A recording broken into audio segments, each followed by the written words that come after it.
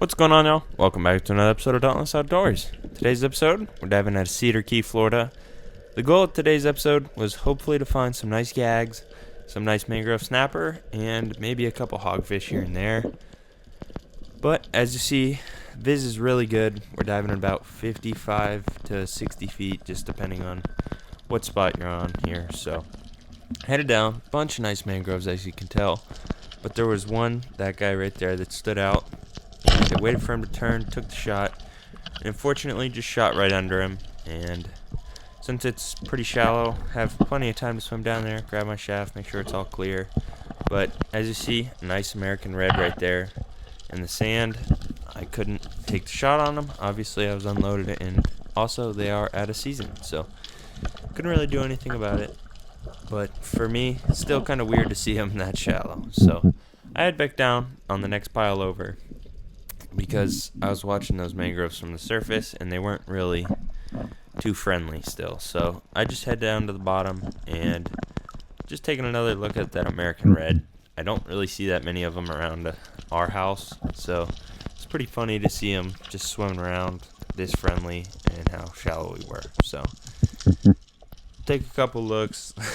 Unfortunately they were out of season, so I couldn't do anything.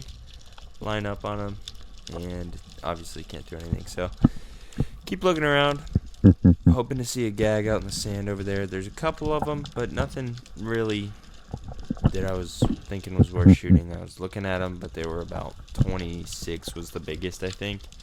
So looked at them again over here and just decided it wasn't really worth it. So down up to the surface and keep moving.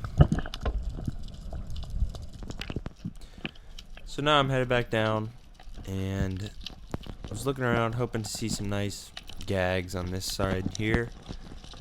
I had never dove these spots. I just got invited here by Matthew Warner. You probably have heard his name. He's really good at spearfishing. But as you see, a couple more ARs. Looking around, there's a couple mangroves that I was kind of interested in, but they were a lot more spooky than the small ones that were out. So as you see, still just looking around. A couple American reds swimming around, but nothing too crazy so far. Kind of crazy to see two of them like that size just sitting there, but didn't end up seeing anything on this dive other than those American reds, so kept moving. We are now at a ledge, and about 65 was the deep side of the ledge.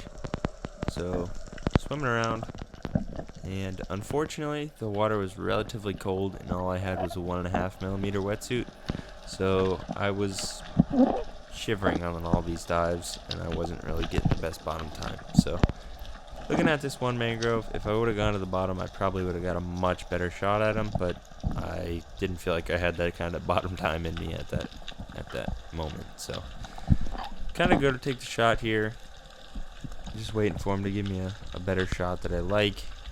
And I realized with all that time I spent in the water column, I could have just gone to the bottom and probably got a much better shot on him. So moral of the story, definitely go to the bottom and just take an actual shot on the fish.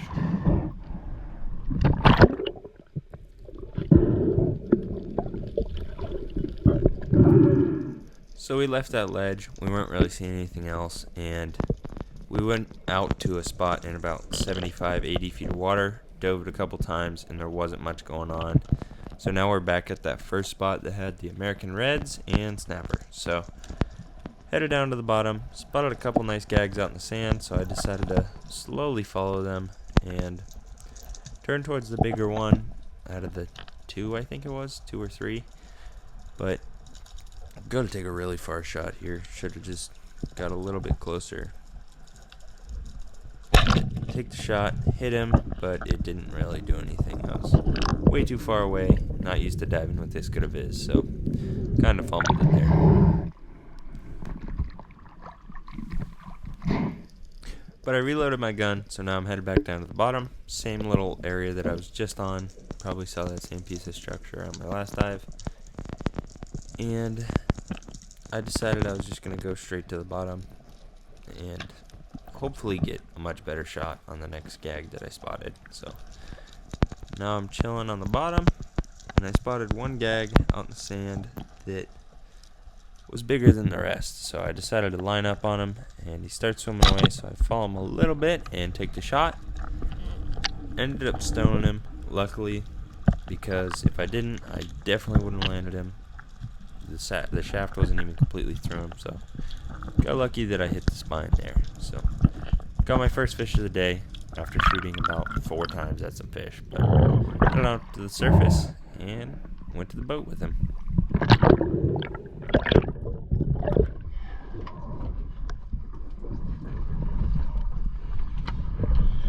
Gag.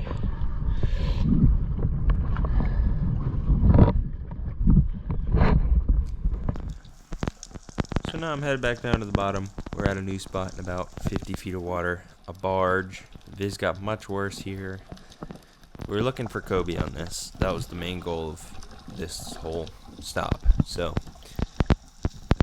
now we're diving this barge. Viz wasn't that great, and spot a couple nice mangroves. So I decided I was going to follow the bigger ones, and they led me to this little like indent part in the wreck. So I just waited here, hoping to see something nice, and pretty good sized mangrove swims up. Follow him, and I didn't really think I was going to get shot, because typically a bigger mangrove like this is much smarter than he was. But I ended up getting a really good holding shot, stoned him, and swim down, grabbed the fish. Didn't want him to get tangled or anything like that. So heading on up to the surface and spot a shark. I mean, it's not the biggest deal. He followed me up, but he was definitely a little spicy. So make sure to tell everybody I was diving with, and kept diving.